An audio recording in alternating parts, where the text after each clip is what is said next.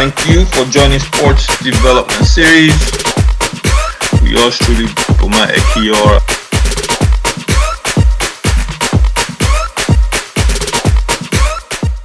Sportdev series is sponsored by Arewa Baobab fruit powder, one of the most nutritious substances on the planet. Get your baobab fruit powder from arewabaobab.com. Sportsdev series here. Thanks for joining us.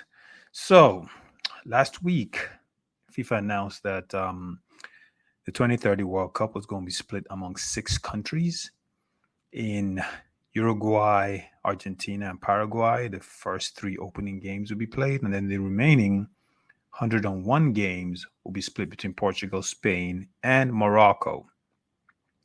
Interestingly enough, there have been several reactions about this. I think one of the key reactions has been from Asian countries that want to host the 2034 version. I believe it may be going to Saudi Arabia. So you've had complaints because Australia also wants to host the World Cup in 2034.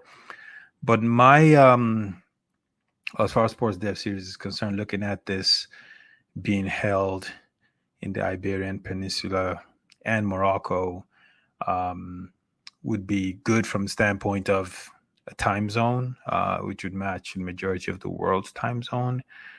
But then the challenge there becomes the ability of Africans being able to travel to this World Cup, right? It's being held supposedly in Africa, and I use supposedly because sometimes Moroccans can't decide whether they're African, Arab, or European. They recently had pulled out of the African Union, only to join it later on.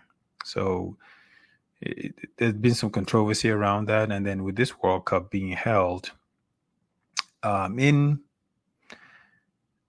partly Africa, if you want to say so, but then the concern there is with Africa's population made up of majority people under the age of 25, how would most of these people travel to these countries to watch these games, considering the fact that this World Cup would be in close proximity to their home countries?